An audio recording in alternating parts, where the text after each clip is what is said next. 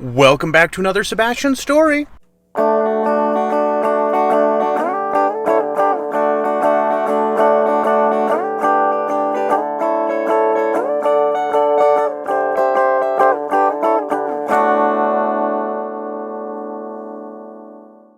We're back at it again, telling Sebastian's story. This sweet little boy, we're up out of town right now, taking care of our auntie while she's doing some surgery, or getting through it anyway.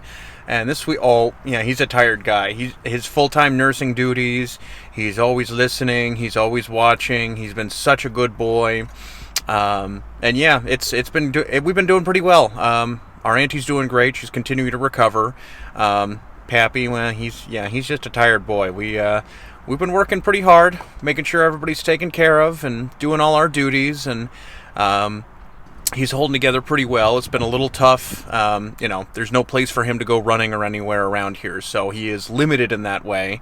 There's also a very tall flight of stairs, and it's not the going up that's the problem, but with his injured paw, going down has been a bit treacherous for him. So we've been giving him some anti-inflammatory to try and keep the injured paw from swelling too much. But we've also got him enrolled in physical therapy here as well. So he's doing as much as he can, and poor guy, he's just, I think whenever we do get home, he's going to sleep for a week and he'll be back to himself again. So, but yeah, we're doing great. We just getting things taken care of around here, and my sweet boy's growing up and getting bigger, and we got his food situation figured out. I mentioned on our photo for last Flappy Pappy Friday that we were having a bit of a trouble.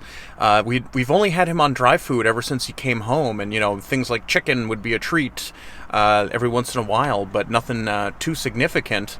But then he just kind of stopped eating once he got up here, and that's he is certainly so lean as it is that he can't afford to lose any weight. So we've been adding in some canned food and got him back to eating normally again. So we've got that, just trying to balance out, make sure again he can't afford to lose weight. He's already a gorgeous beach body ready pappy himself. So I just got to catch up to him. We've been getting him out for walks around the block and getting him to meet some of the neighbors, and it's actually been a little bit tricky. Come to find out, a lot of people up here like to use pheromones on their dogs. And how do I know that? Because Sebastian makes noises I've never heard before from a dog. He loses his poor little mind. It's really been frustrating and sad. It's sad because I don't want him to have to be that agitated, and frustrating because it's kind of ridiculous that even from the other side of the street, this stuff has that kind of effect on him. But there's aggression towards other dogs at times if the dog is already being aggressive towards him.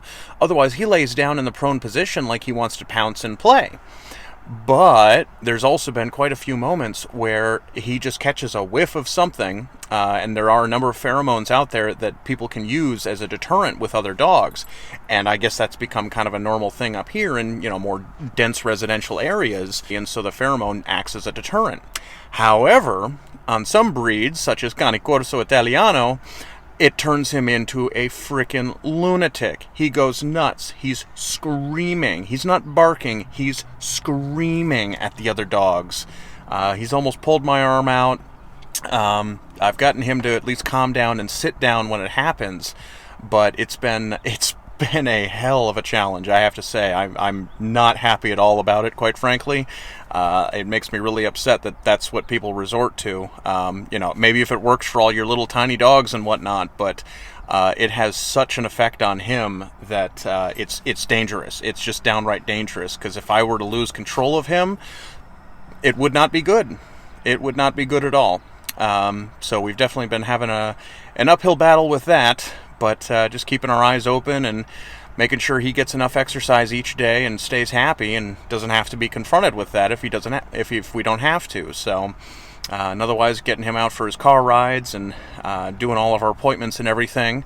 And then, taking him to his weekly physical therapy and getting all that sorted out up here, and he's been doing great. And again, he's still growing. He's just a sweet little boy, but I mean, look at us. There's just a whole lot of dog back here in this back seat. I'm not sure what kind of car we're going to need in the future here, but Clifford is going to blow the roof off soon, I think. So, it's just my sweet little boy, and we're gonna keep helping him grow and keep him happy. And we've got more puppies on the way. Actually, we've been my wife Bern has gotten in touch through our veterinarian a number of places that will have some Kanigorosoa puppies that will need a home. So when we get back in the future, we'll be able to first get me and Sebastian resituated back at home, but then we'll be ready. So please stay tuned. We've got a lot of crazy puppy action coming our way in just a few short weeks here. So I know he's going to need his rest to get ready for it. Poor guy, but it'll be good for him because he's desperate for some puppy love. He needs some love from some other puppies that aren't being aggressive towards him like some of our puppies back home, or some of these others around here that, the dogs are fine, but whatever their families are putting on them as a scent or as a deterrent, it doesn't work well with Sebastian. So just keeping everybody safe and keeping him happy, and getting our auntie through the surgery, and everything is going to be good. So thank you so much for watching. We'll see you next time, all right? As always, thank you so very much for watching. We're having a great time telling these stories, and we'll be back again soon with more. Thanks again.